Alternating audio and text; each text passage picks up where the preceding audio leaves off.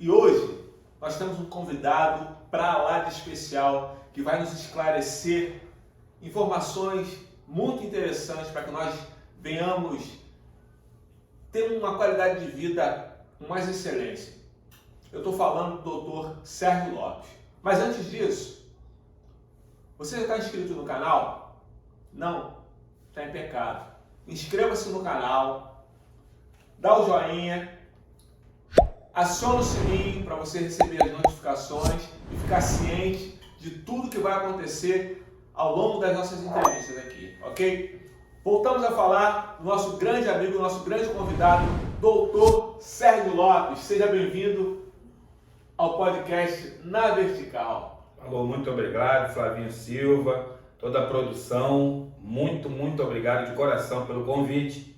Estou muito feliz aqui de estar entre amigos e hoje a gente vai falar um pouquinho da minha história, de como eu cheguei até o Dr. Sérgio, né? E também de demais acontecimentos dentro da saúde que tem acometido bastante gente. Falou, pessoal? Vamos que vamos! Pois é, importante você tocar nesse assunto de falarmos de saúde, porque afinal de contas nós fomos configurados espírito, alma e corpo. Para cuidar do espírito, a gente tem várias e várias religiões, várias organizações de caráter religioso.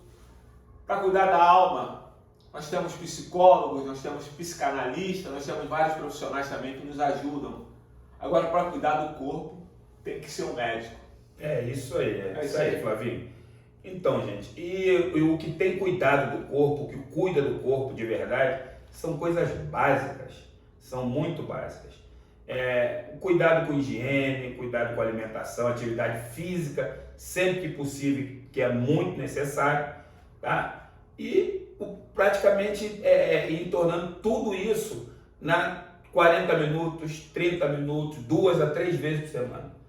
Nada de excessivo. Nada de excessivo. Eu sei que estou faltando, estou orientando, mas estou faltando, tá? Excesso de trabalho tem me deixado afastado de muitas coisas, de uma alimentação boa, saudável, de uma prática de atividade física, mas orientação é sempre bom, não é conselho, é um bate-papo com Flavinho Silva. Beleza pura. E é importante você tocar nesse assunto de cuidar do corpo, porque afinal de contas é o corpo que nos leva para onde nós queremos ir e nós temos que estar saudáveis para realizarmos, né, o que nossa mente pensa. Mas antes de falar no corpo, vamos falar um pouquinho da história do Sérgio Lopes, a história do Serjão. Exatamente. Pois é, da onde surgiu o Serjão? Onde o Serjão nasceu? Então, o Serjão, gente, nasceu dia 24 de abril de 1978, numa comunidade chamada Morro do Macaco, em Vila Isabel. Ih, terra boa. Morro do Macaco, em Vila Isabel, mais que tudo na rua Armando de Albuquerque, número 171. Meu Deus. Então, gente, foi de lá que saiu o Serjão. Cresci, estudei a minha vida inteira em colégio público, né? Colégio Equador, minha avó merendeira.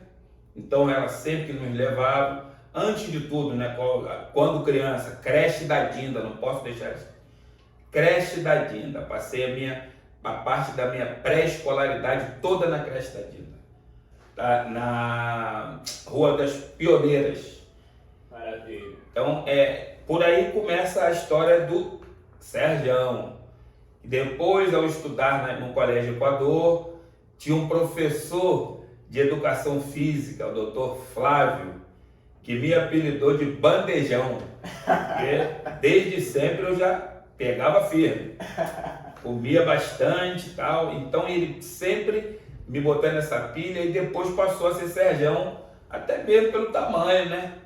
Desde jovem eu parei de crescer aos 14 anos e ainda não parei de engordar. Continuo Serjão para muitos ainda. Mas o início da minha vida foi lá. Maravilha. Então a trajetória começou na infância, já na creche da Dinda, estudando no Colégio Equador. O Colégio Equador fica ali em São Cristóvão? Não, fica na 28 de setembro, em Vila Isabel, terra de Noel, berço do samba. Maravilha. E depois, daí você foi fazer o ensino médio, na época era segundo grau, né? Isso, então. E aí aos 14 para 15 anos, meu pai resolveu se mudar. Nos mudamos para Rocha Miranda, para a rua Jatuarana, número 42, onde vivem meus familiares até hoje. Minha mãe, meus irmãos. E aí dali para frente eu comecei a estudar no Colégio Itália. Continuei meus estudos no Colégio Itália, que já era o ensino médio, o novo ensino médio, antigo segundo grau. Sim. E eu estudei lá. Depois de um certo tempo, eu já trabalhava nessa época. Eu trabalhava no Banco do Brasil como jovem aprendiz. Trabalhava no Banco do Brasil como jovem aprendiz, saindo de lá, fui para o Exército. Fiquei no Exército por 1 ano, saí do Exército. Minha mãe, que tinha um sonho de ser da área da saúde, achou que ela não conseguiria mais e investiu em mim e na minha irmã. Minha mãe e meu pai, claro, os dois juntos. Sim. Investiu na gente para fazer um curso de enfermagem no Albano Reis, em Quintino. Albano Reis, grande Albano Reis. Sabe que eu estudei lá também? Ah, é? Pô, legal. Eu fiz administração no Albano Reis. Show de bola. Quer dizer, eu me inscrevi, fui lá algumas semanas. Lá eu concluí o curso. E uma coisa que a minha mãe, Flavinho, ela acertou. Eu nunca tive desejo de entrar para a área da saúde. Meu sonho era ser bombeiro. Eu queria ser bombeiro. Desde pequeno eu sempre quis ser bombeiro. Tudo que eu pedi era caminhão do bombeiro. Meu avô me deu um caminhão, eu lembro, tinha uns 5 anos, um caminhão imenso de madeira do bombeiro. Eu guardei aquele caminhão por muito tempo, tive ele por muito tempo. E então eu nunca tive essa ideia de ser da área da saúde. Mesmo minha mãe sempre trabalhando, sempre envolvida com localidades, trabalhando em locais da saúde, sempre em unidades hospitalares. Mas eu nunca tive esse desejo, até que minha mãe inscreveu minha irmã num curso e falou para mim, você tem que ir acompanhar a tua irmã para ela não ir só. Interessante que é o seguinte, mesmo você achando que não tinha aptidão para trabalhar na área da saúde, você tinha o desejo de ajudar as pessoas, né? Exatamente. Porque como bombeiro, você é notório que você tinha essa preocupação, mesmo que inconsciente, exatamente, mas de ajudar as pessoas. E toda vez que eu presenciava um acidente, alguma coisa assim, cara, quando o bombeiro chegava para mim, sabe, aquilo trazia uma paz, uma tranquilidade, o desespero cessava, e eu falava, cara, eu queria fazer parte dessa sensação. Que maravilha. Dessa sensação. E aí, seguindo, entramos no Albano Reis, eu e minha irmã. Chegando lá, não me adaptei muito, turma muito grande, era muito falatório. Eu falei com minha mãe que eu não queria, minha mãe insistiu. E aí eu me vi, cara, numa aula prática de punção venosa com uma menina e foi super bem. Foi tudo perfeito dentro da técnica. Eu não tinha estudado, eu não tinha me preparado, sabe? E eu ia bem nas provas. Eu falei, cara, eu acho que a minha mãe acertou. E desde o início do meu estágio, praticamente eu não estava empregado, mas eu tinha emprego. Sim. A minha professora já tinha me convidado para trabalhar junto com ela. Que legal, interessante. E daí para medicina?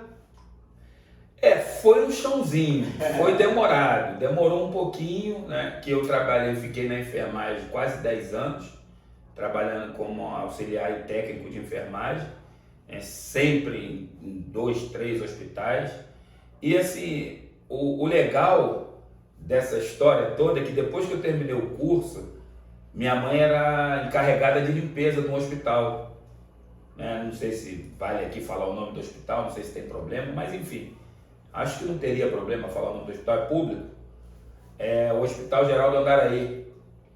E minha mãe era... Hospital Federal, né? Federal.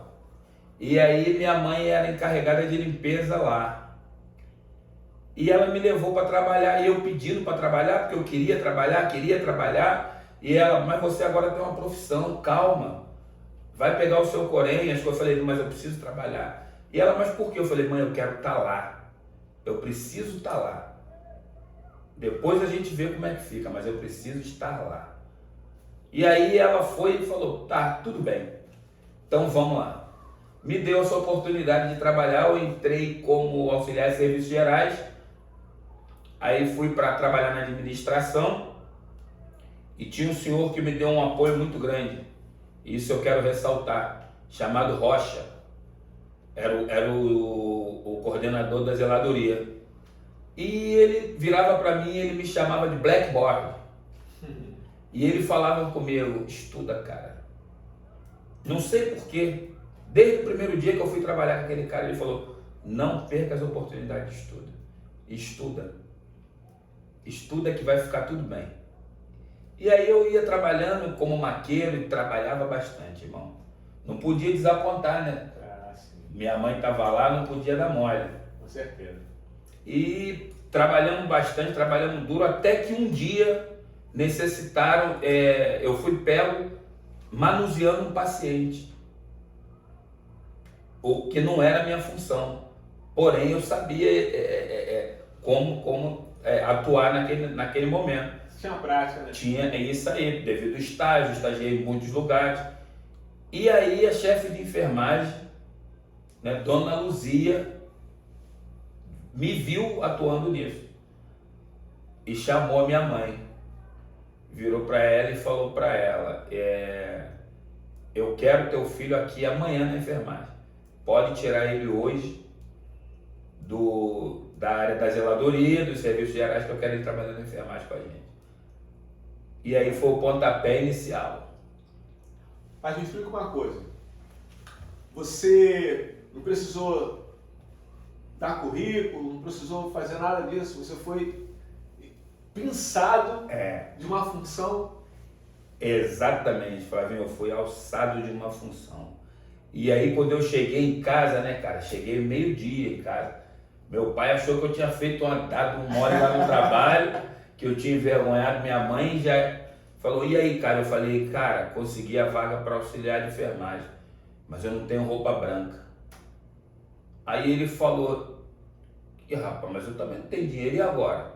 E ele lembrou, cara, que tinha um cheque, um talão de cheque que ele nunca tinha usado, do Banco Banerj ainda. E ele falou, vamos na Impecável Maré Mansa. E ali foi minha primeira responsabilidade. Olha, depois é o seguinte, ele tá fazendo propaganda aqui na Impecável Maré Mansa e tal. Ó, vê lá. Não esqueçam de apoiar, hein? Não esqueçam de apoiar. É isso aí. E aí, cara, o que aconteceu? Meu pai foi comigo na Impecável Maré Mansa, de Madureira, para que fique bem frisado, de Madureira, e a gente comprou uma calça, um cinto, um sapato e 2 camisas. E esse é o início do meu envolvimento com a saúde. Que maravilha. Esse é o início do meu envolvimento com a saúde, onde eu fui trabalhar primeiramente no Hospital Andaraí, saindo de lá, fui para o Hospital do Exército, né, o HCE, o Hospital Central do Exército. Depois trabalhei num hospital particular chamado CEMEG, trabalhei no Hospital de Clínicas de Jacarepaguá. Meu camarada, eu já andei um bocadinho nessa vida aí e fiz bastantes particular, cuidar de paciente em casa, isso eu fiz bastante. Home care, né? Muito home care. Isso com 21 para 22 anos. E com isso você desenvolveu não apenas o cuidado do paciente, mas da pessoa, né? Sempre, não sei por que eu tinha o feeling, né, de tentar olhar o ser humano como um todo, sabe? De entender o que aquele cara estava passando naquele momento. Não só o que ele estava sentindo em relação à saúde, mas o que ele estava passando naquele momento. Talvez devido às dificuldades que a gente já passou também, né? E a gente se colocava ali e falava, eu sei o que é não ter isso, eu sei que... E associado mais uma doença, a gente entendia que aquilo ali agravava demais. Isso aí é A psicanálise diz que é doença psicossomática. Psicossomática, exatamente. E alguma coisa psicológica que se somatiza. Exatamente. E o corpo tem que responder. Infelizmente o corpo responde. E como é que você se percebeu? Porque você tem um pouco de psicólogo também, né? Porque... De ouvinte, de psicólogo, mas de ouvinte. Sempre fui bom ouvinte. É uma coisa natural, né? Sim. Porque isso é o que faz a diferença de um profissional para o outro, né? Porque você depois formou em medicina e tal, passar uma receita é muito simples, né? Sim. Porque você tem a técnica, você tem já sabe o manejo. Exatamente. Agora você entender a dor do paciente, aí é que faz a diferença, né? Eu acho que hoje, Flávio, é o diferencial. Eu acho que em tudo, tá? Vou ampliar um pouquinho, tanto na saúde como na espiritualidade. Você ouvir, uma boa escuta e compreender é fundamental. O remédio, a receita virou mais fácil. A empatia, a compaixão. Exatamente. É entender que você pode estar naquele lugar a qualquer momento. Exatamente. A qualquer momento você pode estar naquele lugar. Na realidade, o ser humano é muito frágil, né? Totalmente. Ele é muito frágil. Totalmente frágil. E um vírus, uma bactéria, um mosquito, ele pode susto. Pode mudar um susto muda o curso de tudo. Meu Deus. Muda o curso de tudo. Um sonho muda o curso de tudo. A fragilidade humana é muito grande. É muito grande. E tem gente que não se dá conta disso, né? E deixa, às vezes, a soberba imperar, impedir que você enxergue o teu semelhante como um semelhante. Exatamente. Eu desejo, eu peço muito a Deus todos os dias para que eu não caia nessas armadilhas da vida, né? Porque a gente é ser humano, de se involucrar, se rotular uma pessoa melhor do que alguém. Graças a Deus até hoje eu nunca tive essa necessidade, graças a Deus. E aí, seguindo, contando a minha história até chegar no Dr. Sérgio, que é uma coisa que eu gosto muito de frisar, dentre esses trabalhos todos que eu fiz, né, durante a minha vida como técnico de enfermagem, eu fui abrindo portas, graças ao meu Senhor Jesus Cristo, fui abrindo portas daqui, porta dali, e uma coisa que minha mãe e meu pai é mais fechadão, sim, mas ainda assim ensinou muito bem isso a gente. Deixem as portas abertas ao sair, seja de onde for. Então, assim, graças a Deus a gente lá em casa, nosso povo, nossa gente, e a gente passa isso para os nossos filhos, trate as pessoas bem, dê o devido respeito que as pessoas merecem, sabe? Para que isso, amanhã, primeiro que você dorme tranquilo, e segundo que as portas ficam abertas. O mundo é tão grande, mas ele se torna tão pequeno, cara, às vezes, sabe?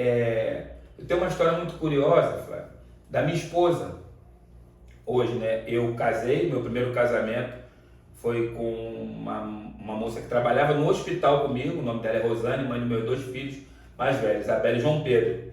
Nos separamos, depois eu voltei a me casar, né, com a Milena, que é a minha atual esposa hoje, estamos juntos há 14 anos. E aí, o que tem de curioso nisso? Nós nos encontramos em vários lugares, sem nos percebermos. Ou seja, eu morava no Morro do Macaco, tinha uma casa muito grande na frente da minha casa, e aos finais de semana a gente ouvia barulho de crianças, que a gente sabia quem morava lá, sabe? A gente sabia quem morava lá, o seu Otávio, com a esposa dele. Então eles não tinham filhos, e a maioria dos finais de semana tinha aquela criançada lá. Passou, eu cresci, saí de lá e a vida seguiu. Aí eu fui trabalhar em alguns lugares, no HCE, nesse mesmo momento que eu estava no HCL, no Andaraí, desculpa, no Andaraí, a minha esposa também estava no Andaraí, a minha atual esposa, e a gente nunca se encontrou. Depois fui trabalhar no HCL, no mesmo setor, e a gente nunca se viu. E a gente foi se encontrar na clínica CEMEG, ali na Tijuca. E também saímos juntos, nos divertíamos e tal, e nunca teve nada, nunca, era só amigo de trabalho. E isso é a parte curiosa. Ela era aquele grupo de criança lá do Morro do Macaco que brincava na casa, no terraço do seu Otávio. Curiosíssimo. Muito curioso, cara. Um dia que a gente sentou para conversar, o dia que ela chamou o tio dela, né, o Valdeci, para ir num churrasco lá em casa, ele falou: ué, você está casando com ele?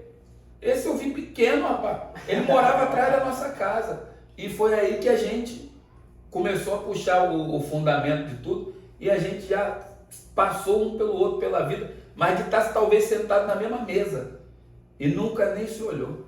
Caramba, como é que pode, né? Quando Deus escreve, exatamente, não tem como. Quando está escrito e acabou. E continuando, a não ser que você queira. Continua, por favor. Continuando, cara, foi daí que o que aconteceu? Após esse nosso início de relacionamento, né, eu fui conhecer o sogro e a sogra. Eu conheci o sogro e a sogra. Chegando lá, ela me apresentou os pais dela, meu sogro virou e disse uma frase que eu não vou esquecer nunca. Para casar com a minha filha tem que estudar. Aí eu olhei para ele e falei assim: cuidado com aquilo que você promete. Eu lembro que a minha sogra me olhou, e no dia que a gente foi convidado a ir em um almoço por uma amiga que infelizmente já é falecida, que veio a ser nossa madrinha de casamento, Aline Brito. A gente foi convidado por ela para ir no almoço com um casal, né? Na época eles eram um casal, a Dani e o Márcio.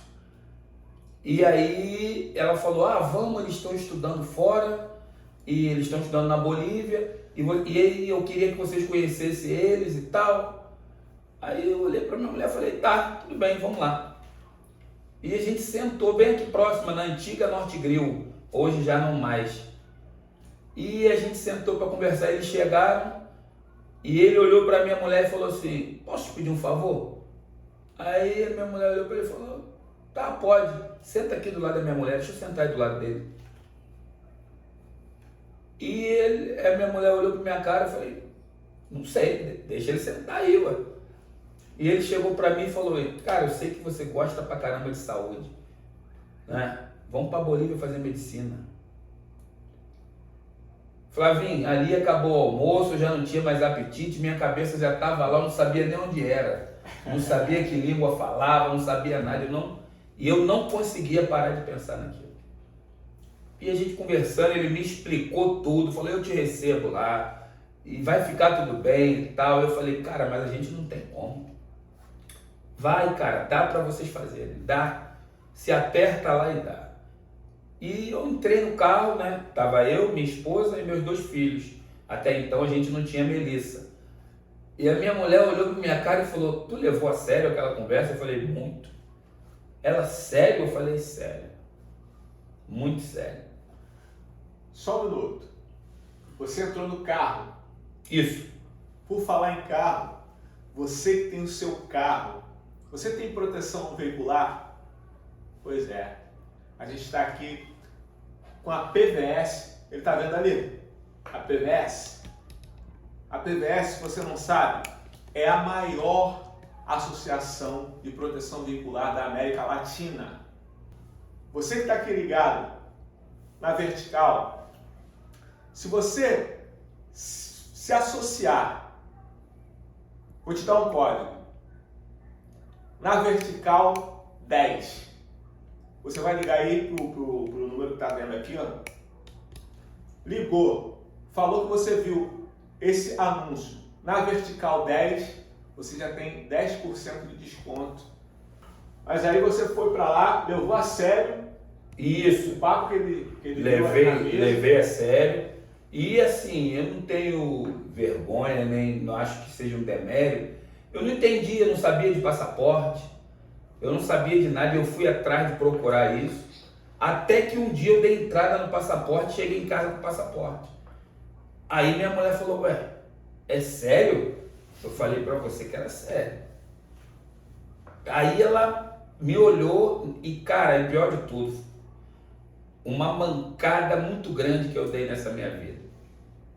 Eu, nesse momento, a gente estava com o casamento todo marcado, eu e minha esposa. Com festa, já tinha pago a igreja. E aí a gente teve uma discussão, acabou o casamento. Acabou com tudo. Os pais dela ficaram pé da vida comigo, que é natural e esperado, claro. E não foi eu que acabei, foi ela. Mas enfim, eu assumi a responsabilidade para não deixá-la mal. E aí, cara, só que uma semana depois a gente estava junto de novo. E aí eu quis explicar para os pais dela. A gente tava... Parece que foi combinado, né? Exatamente. Então, o que aconteceu? Fala, Fabinho. Eu tava pensando aqui, vocês deram um pausezinho para acabar aquele rumor de festa, de gasto. Pode ser. E o que aconteceu nesse intervalo? Meu sogro, cara, fez um infarto. Meu Deus. Fez um infarto grande, teve que fazer uma cirurgia. E aí, graças a Deus, a gente se reaproximou. Ele foi para o hospital que eu trabalhava, a gente se reaproximou e voltamos a fazer parte do mesmo círculo familiar. A gente ia toda semana a gente ia para a casa dele assistir um programa de saúde que passava emergência médica. Toda semana a gente tinha que assistir aquele programa junto. Graças a Deus ele fez a cirurgia cardíaca, deu tudo certo. E a gente ficou com essa expectativa. Minha mulher virou para mim e falou, vou comprar um carro. Falei, tá bom. De novo carro, hein? Não esqueça. E aí ela disse, eu falei, tudo bem. E nesse momento, nessa loucura toda, eu tinha feito alguns concursos. E eu peguei o carro dela um dia, ela foi com o meu carro para o trabalho, eu fui com o dela passear, não sei, eu fui na minha mãe, ou levar meus filhos, o carro dela era maior, e eu fui assaltado. E levaram esse carro. E aí quando eu chego até minha mãe fala, viu? Deus está dizendo para você não ir.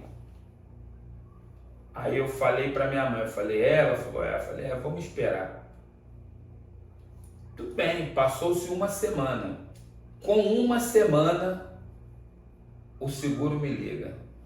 Mas já me liga dizendo que o dinheiro estava depositado. E aí nesse momento eu só lembrei de ligar para uma pessoa. Para minha mãe. Liguei para ela e falei, mãe, ela falou o quê? Já pagaram o carro.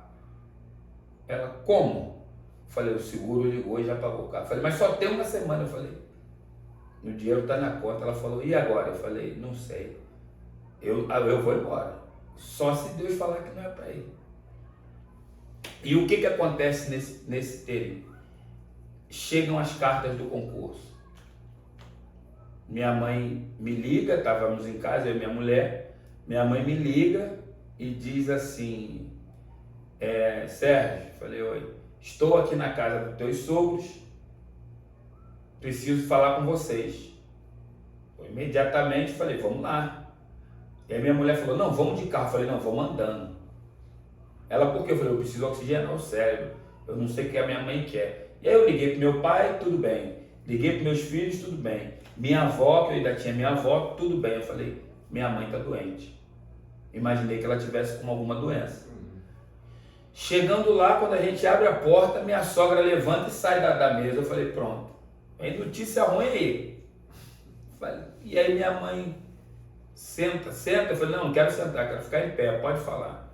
E ela me vira e diz, meu filho, você quer a mão direita ou a mão esquerda? Eu falei, as duas, né? Aí ela botou as duas, cara. Eram duas cartas de 2 concursos que eu tinha feito há 4 anos atrás. Meu Deus. 4 anos atrás. Eu tenho essas cartas até hoje. E aí ela falou, e aí, o que você vai fazer? Eu falei, bom, não sei. Peguei as cartas, entrei no banheiro, sentei e fui falar com o homem. Falei, e aí, meu irmão? Se não for para eu estar naquele lugar, compadre, tu não deixa nem eu chegar no aeroporto. Porque o que eu quero hoje é isso. Mas se não for da tua vontade, nem adianta.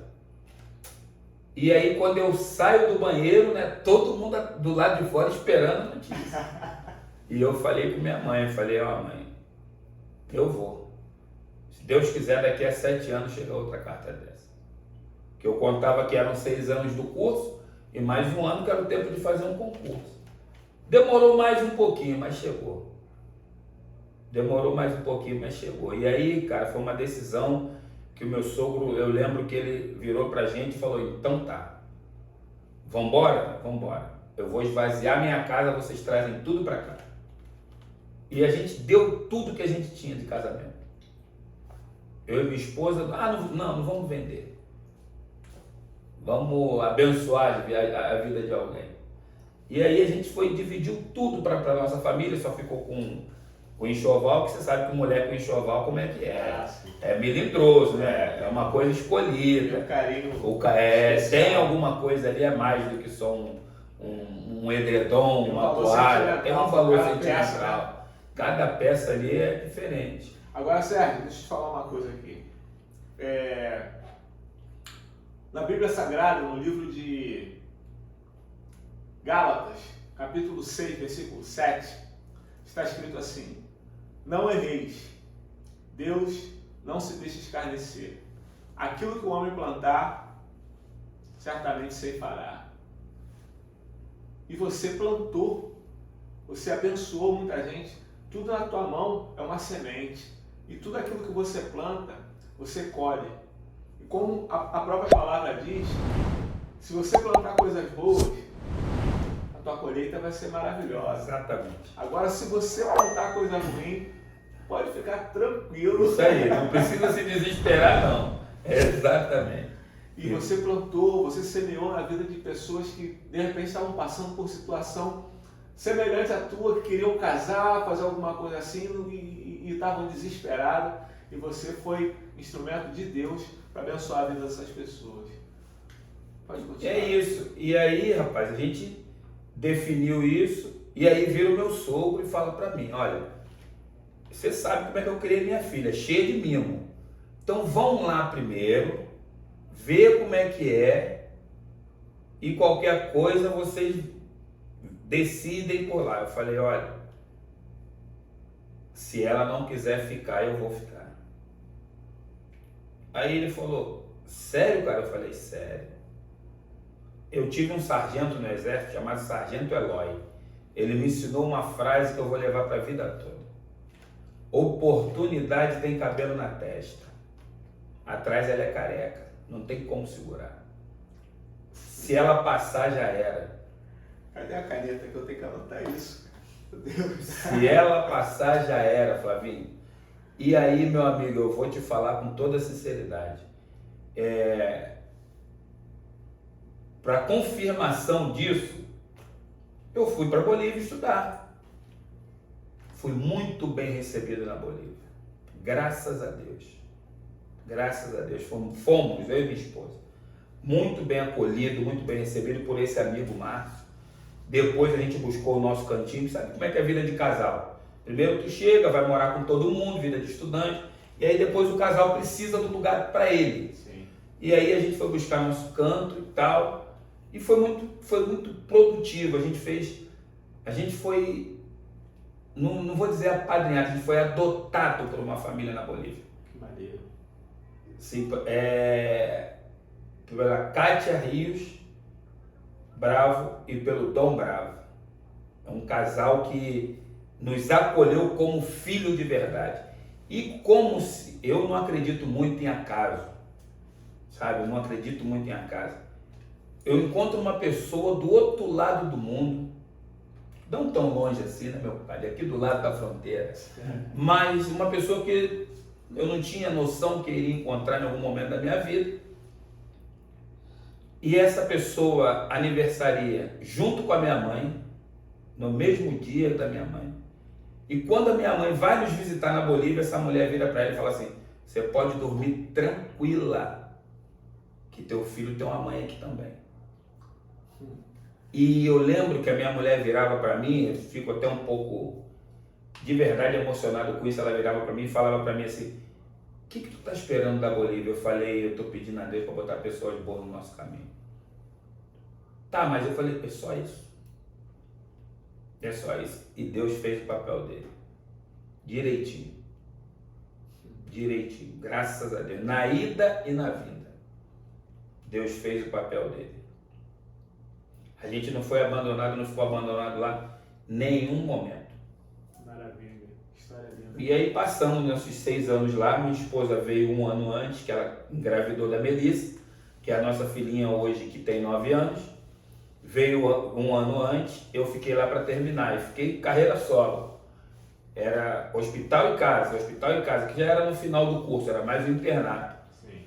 E aí, cara, depois vim embora para cá, para revalidação de diploma. Essa era a pedreira de todo dia.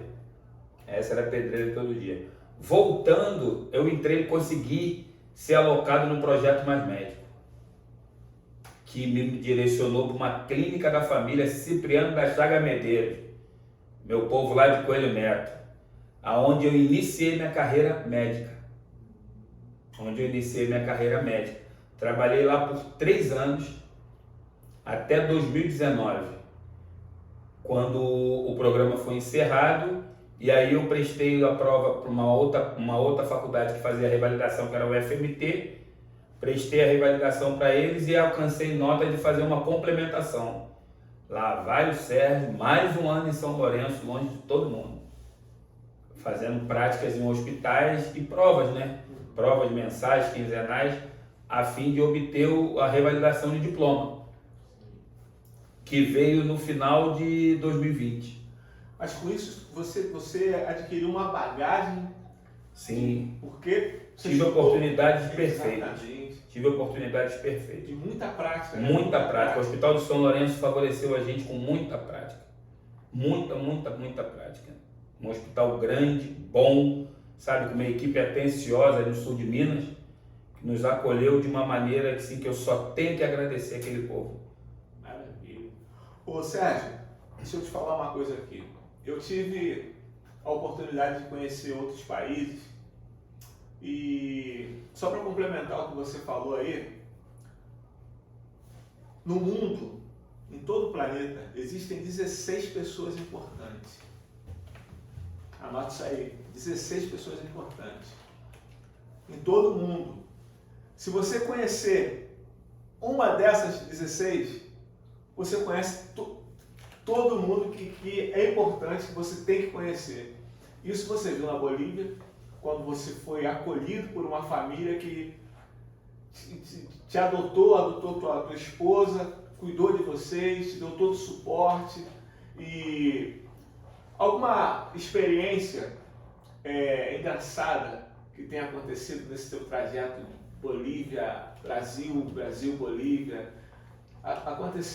Deve ter acontecido alguma coisa engraçada, divertida ou triste, né? Tiveram alguns, a maioria foram engraçadas. De verdade, a maioria foram engraçadas.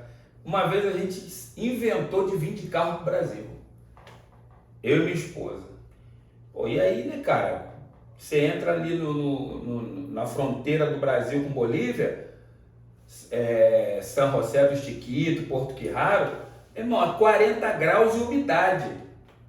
Meu irmão, a gente vinha num carro com ar-condicionado, né, num caminhonete, um Ford Explorer americano, maravilhoso. E aí, meu amigo, acabou o ar-condicionado, o cara para no meio do caminho. E você tem que abrir a janela porque é insuportável. Só que a gente não se deu conta que a gente estava passando pelo Pantanal. Meu Deus. Pelo Pantanal. Meu irmão, era mosquito na boca, nos olhos.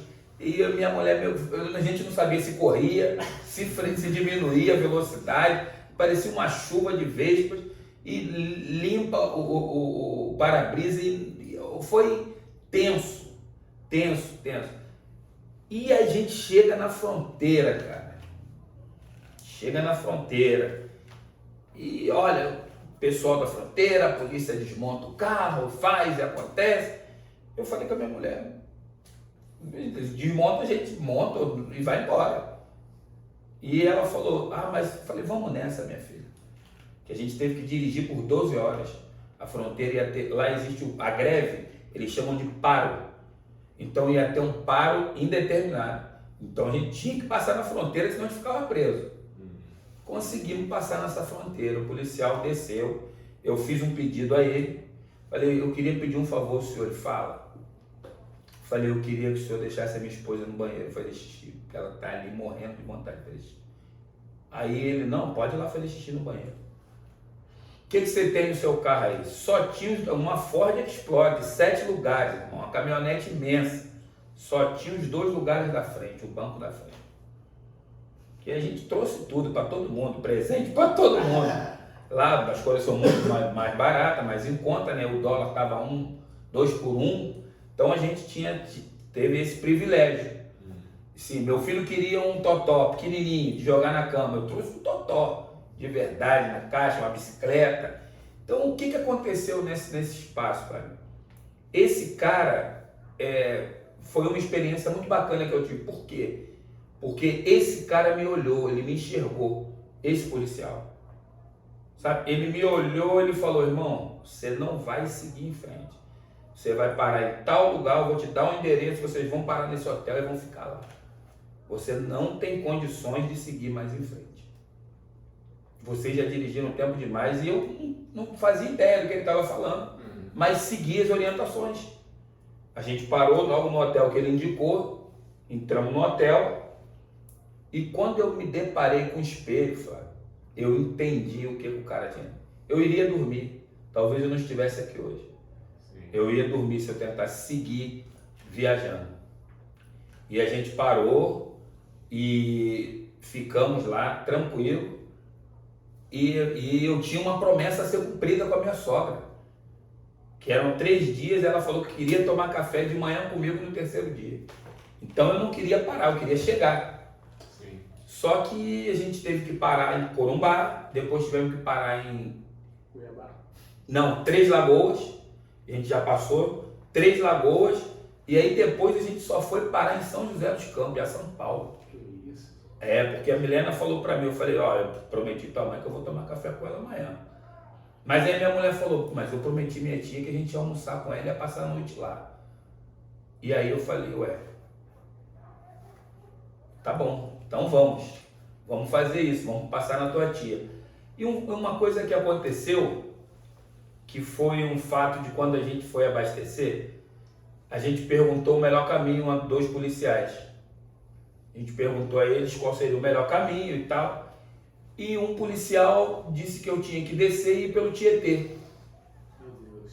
E aí eu falei para ele, olha cara, muito obrigado, eu não conhecia São Paulo, né? Não vou agradecer, o cara falou comigo com toda a educação. Eu falei, muito obrigado e tal, que Deus te abençoe e te guarde, cara. Que nada de mal te aconteça. E aí o outro policial ouvindo aquilo olhou para mim e falou, vem cá, cara. Você viu o que o cara te desejou? Meu amigo, você vai andar um pouquinho mais, você vai pegar Castelo Branco, vai dar a volta na Castelo Branco, você vai pagar um pedágio de diferença e vai descer lá na Dutra, lá na frente. Você entrar no Tietê agora, você não chega a São José dos Campos tão cedo. Eu falei, bom, todo mundo dá aquilo que tem, né, amigo? Todo mundo dá aquilo que tem. E aí eu falei, pô, muito obrigado e tal. E foi assim eu fiz. E foi extremamente rápido. Lá 1, 2 horas de viagem que iam durar 4, 5. E chegamos lá, passamos a noite, pernoitamos na casa da dona Tânia, que é a tia da minha esposa. 4 horas da manhã eu estava de pé. Minha mulher olhou para minha cara e falou, o que houve, cara? Eu falei, eu prometi tua mãe que ia tomar café com ela, cara. Vambora, levanta. E ela, é sério isso? Eu falei, é sério. E assim, graças a Deus, chegamos em casa, às 8h30, para quase 9 da manhã, eu não mexi nem no carro. O carro estava de lama até o teto, com as coisas dentro, que a gente veio por dentro da Amazônia, né? Atravessando a Bolívia e a Amazônia que você passa por dentro. E aí a gente deixou o carro lá, subimos, tomamos aquele café, aquele banho maravilhoso, batemos na cama, apagamos só no outro dia, para poder desmontar o carro, isso tudo. E quando a gente pensou em fazer isso, meu sogro, como sempre, atento, já tinha feito. Mas você veio de lá médico, né? Eu vim de lá médico. Isso, gente, é assim, uma coisa que eu conto para todo mundo com muita felicidade, né? Que o cara que custeou meu curso, a minha estadia na Bolívia foi meu sogro. Ou seja, eu não digo que ele pagou minha faculdade, eu digo que ele me deu uma oportunidade. Sabe? Que tem muita gente que, sei lá, tem e pode e não oportuniza outras pessoas. E aí eu sou muito grato a ele, serei eternamente grato a ele por essa oportunidade, não só por isso, não só por essa oportunidade, por um monte de outras, e espero um dia retribuir isso a alguém, da mesma maneira que ele fez. Sérgio, eu vejo não apenas na sua fala, não apenas no seu discurso, mas vejo nas suas atitudes que você sempre procura dar oportunidade às pessoas. A gente vê o trabalho que você faz ali em Rocha Miranda, na Clínica da Família. A gente viu o seu empenho recentemente com essa chuva que teve aqui na nossa cidade, que muita gente perdeu muita coisa. A gente viu você se mobilizando para auxiliar as pessoas. A gente vê você se esforçando para dar essas oportunidades. E você tem algum projeto que possa alavancar esse teu dom natural de dar oportunidade às pessoas? Primeiro, eu peço a Deus que me dê bastante saúde, Flavinho. Bastante saúde, porque, cara, eu me sinto tão bem em fazendo algo por alguém. Porque assim, cara, meu pai, Flavinho, ele ensinou a gente ir na laje do cara, mas não necessariamente na festa. Ele ia, se você deu tua palavra de lá ajudar o cara a virar a laje dele, quem é aqui da antiga sabe do que eu estou falando. Você vai virar a laje do cara, mas não necessariamente tu tem que ir lá para comer bolo. Amigo é na dificuldade. E eu e meus irmãos, a gente cresceu muito com isso. A gente cresceu muito com isso. E aí, cara, eu acho que essa coisa de troca, de querer ver o outro bem, isso já vem de muito tempo, da infância, de já começar, de tudo ter que dividir. Não tinha nada que era só para uma, tudo tinha que ser dividido para todo mundo, ou para quem tivesse naquele momento. Sim. E nunca esquecendo dos que estavam para chegar, que era a parte também importante. Então eu acho que isso vem, a gente foi criado dessa maneira, Então assim, o que a gente pode fazer para continuar ajudando alguém, o que eu não me furto de dar sempre uma atenção maior a quem necessita, sabe? Não vou dizer um filantropismo, mas de estar à disposição de alguém quando alguém necessite de verdade. E partindo desse princípio, o que acontece? A gente procura fazer algumas ações sociais, atendimentos a pessoas que não tenham conseguido uma consulta ou não tenham condições de arcar com o custo de uma consulta. Eu acho que essa é a parte que eu consigo fazer hoje com a minha profissão. Sim. É uma retribuição, né, do que eu recebi. Isso hoje é o que eu tenho em mente fazendo. Agora, para alavancar, aí a gente precisa de outros meios. Sim. Para alavancar, primeiro a gente precisa conscientizar o nosso entorno do que é necessário e do que não é. Entendeu? E aí depois a gente tem outros meios. Sim. E como você é um homem que planta, você não come a semente, você semeia a semente, você pode ficar tranquilo que Deus, Ele é especialista em contemplar o desejo dos nossos corações. E se o desejo do teu coração estiver alinhado com aquilo que ele...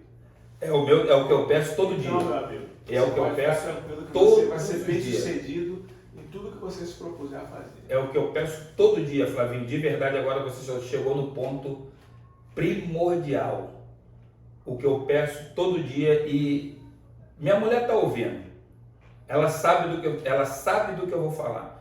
O que eu falo para ela todos os dias, falo com minha irmã, que os nossos planos estejam alinhados com os planos de Deus.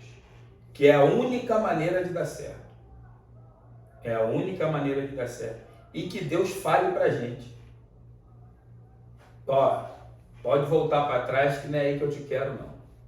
É importante a gente buscar essa sensibilidade, né? A gente esteja sensível para ouvir a orientação que Deus nos dá. Sim. Ele fala, para. É isso aí. Espera. Não é agora. Vai em frente. Então, dando continuidade a isso, esse meu retorno, quando eu saio de São Lourenço, eu me pego desempregado. E sem o CRM podendo trabalhar. E aí eu tinha duas escolhas. Eu tinha o meu Corém e eu tinha um carro que eu poderia ser Uber. Aí eu optei por ser Uber para ter tempo para estudar para as provas seguintes. E aí, cara, que eu vou te falar de verdade. Em 1 ano e meio que eu fiquei trabalhando na Uber, parece que eu fiz uma faculdade de psicologia. Só na oitiva, só ouvindo as pessoas. O aprendizado foi muito grande. Relacionamento com pessoas. Foi muito grande, cara. Sabe, grande e proveitoso. De você conhecer, assim, inúmeros tipos de pessoas. Sabe, de você reconhecer e desconhecer também, que não é só reconhecer, todos os tipos de classe.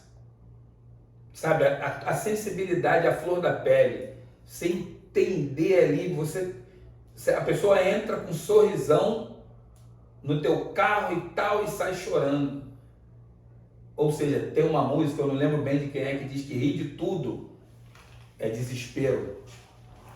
E eu descobri isso no Uber, trabalhando no Uber, que nem toda gargalhada é de felicidade. Foi uma coisa de verdade genial. Genial, eu falei com a minha mulher e todos os motoristas de aplicativo sabem muito bem disso. Engraçado é que a gente se prepara para ter uma boa oratória, mas às vezes se esquece que a gente precisa ter uma boa escutatória, né? Exatamente. Às vezes não é só falar, né? A gente precisa mais que tudo ouvir. Até porque, na grande realidade, as pessoas não estão nem aí pro que você tem a falar. As pessoas querem falar, todo mundo tem essa necessidade Quer ser de ouvido. falar, quer ser ouvido. Exatamente. E quando você empresta os seus ouvidos, É isso aí. você é o cara que se comunica, é o melhor É o melhor do mundo, é verdade. E isso é uma verdade para todos os ambientes que a gente vive hoje. As pessoas só querem ser ouvidas. As pessoas só querem ser ouvidas. E chegou uma época da minha vida, finalzinho ali de 2020, minha filha estava internada e eu entrei no carro para trabalhar de manhã. Acordei de manhã, como eu fazia sempre. Num sábado, entrei num carro para trabalhar. Pô, Flavinho, me deparei chegando na Avenida Brasil. Eu falei, ué, eu nunca vim para a Avenida Brasil? E aí, nesse caminho, eu falei, tocou uma corrida. Eu conseguia visualizar o passageiro. 5 segundos depois, eu decidindo se eu ia parar ou não, toca meu telefone, uma amiga minha que estudou comigo em São Lourenço, me liga e fala, nego, falei, oi, tá tudo bem? Tudo bem. Tu tá no Uber? Eu falei, tô. cara, eu vi teu nome lá, tá aprovado. É, meu amigo, esse dia eu não vou esquecer nunca. E eu virei para ela e falei, sério? Ela falou, sério. E eu não conseguia entrar no site para ver a nota, porque tinha que mandar por e-mail a confirmação, até que eu cheguei no passageiro e peguei o passageiro. Peguei o passageiro, botei ele no carro e ele perguntou se ele poderia sentar no banco da frente. Falei, tudo bem. Tava com uma roupa de moto, essas roupas escura de napa, botou na mala do carro e perguntou se podia sentar no banco da frente. Falei, tudo bem. E ele disse que ia para uma comunidade ali chamada Kelso, alguma coisa assim. Eu falei, tá, tem problema você me levar lá? Eu falei, não, nenhum, vamos lá. E eu conversando, eu falei, eu só estou numa ligação aqui, te incomoda? E aí eu consegui entrar na senha, com a senha. E aí quando eu entrei, pô, aprovado, meu amigo. Rapaz, o cara olhou para minha cara e falou, é coisa boa? Eu falei, é coisa boa.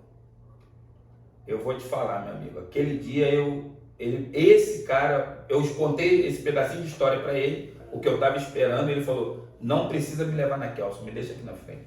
Volta lá e vai ficar com a tua família.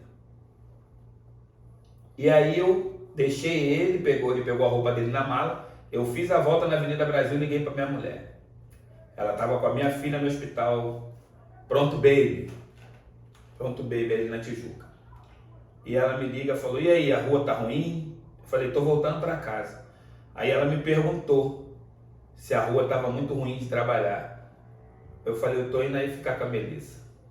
Aí ela, mas por que, meu filho? Eu falei, saiu a nota, filho, eu tô aprovado.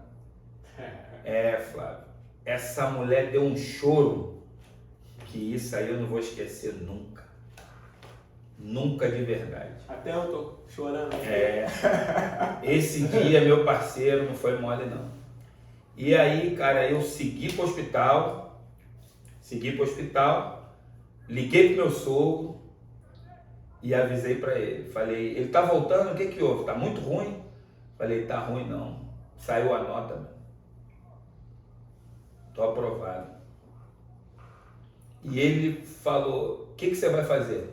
Eu falei, eu vou ficar com a Melissa. Vou passar o dia com a Melissa. Não sei se vocês já assistiram um filme do Will Smith. Eu não lembro, que ele tenta fazer umas máquinas de raio-x e ele fica com o filho dele à procura da felicidade. Pois é, Will Smith, A Procura da Felicidade, né? Então, esse é o filme que me marca de várias maneiras. De várias maneiras, assim, tive um episódio em 2008, da minha mulher sofreu um aborto de gêmeos, e quando a gente chegou em casa, estava passando esse filme na sessão da tarde, que é um filme de superação. Sim. Na verdade é um filme de superação, de muito empenho e superação. E aí esse filme marcou a nossa história e ele se repetiu nesse dia da ligação e que eu visualizei o resultado da prova. Naquele dia também, cara, eu não posso também deixar de lembrar disso. Caiu uma chuva, gente, que é assim, torrencial, muita água, Flavinho. E eu lembro como se fosse hoje. Meu irmão e minha irmã apareceram na minha casa para dar um abraço na gente. E a gente estava ali, eu e minha mulher muito triste, e com aquela chuva, e eles com um cartão de passagem, que tiveram que passar os dois juntos na roleta. Meu Deus. E foram lá em casa nesse momento. E aí depois as pessoas ainda perguntam por que eu gosto do chão da sala. O chão da sala da minha mãe, deitado com meus sobrinhos, com o cachorro da minha irmã, o Braddock. É porque a gente é feito disso, cara. É a família, é a construção, é a reconstrução, é o laço, sabe? Isso na minha família, graças a Deus, é o que nos une, é o que nos aproxima. É o que nos distancia também, que de vez em quando o bicho pega.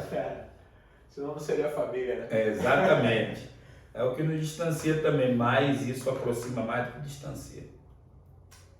Muito interessante essa conexão, né? Porque são momentos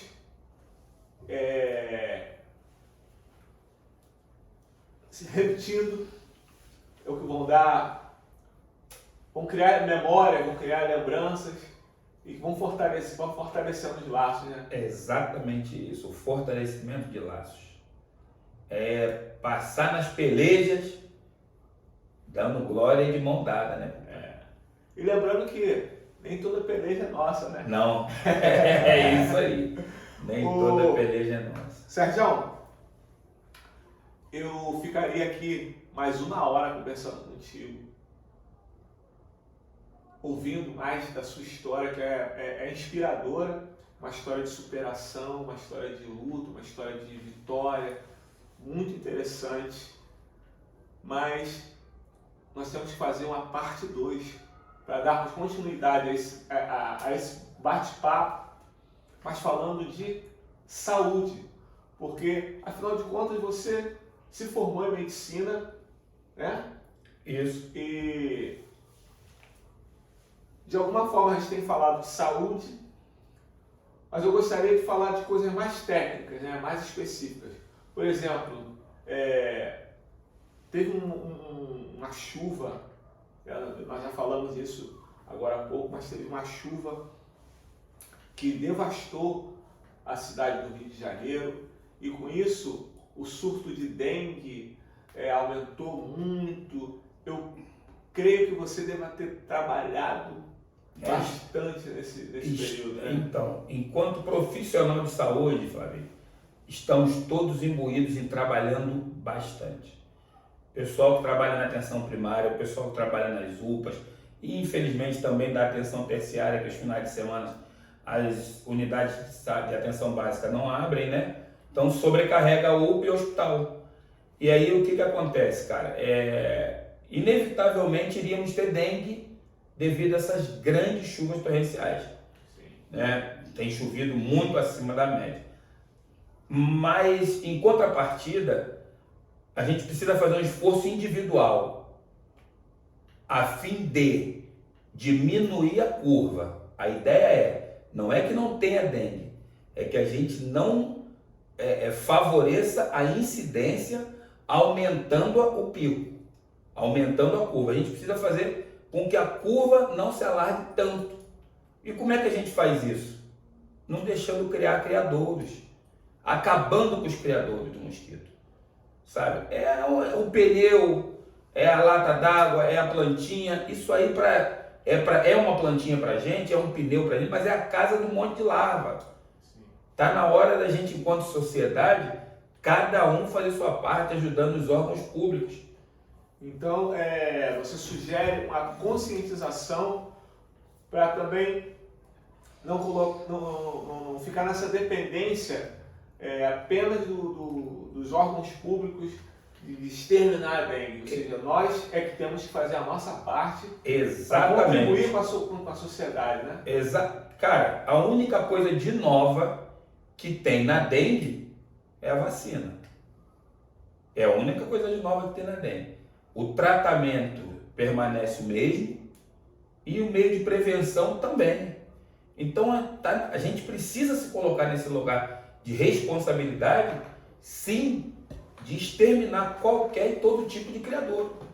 É a única maneira da gente conseguir sair dessa sem que tenhamos tantas perdas.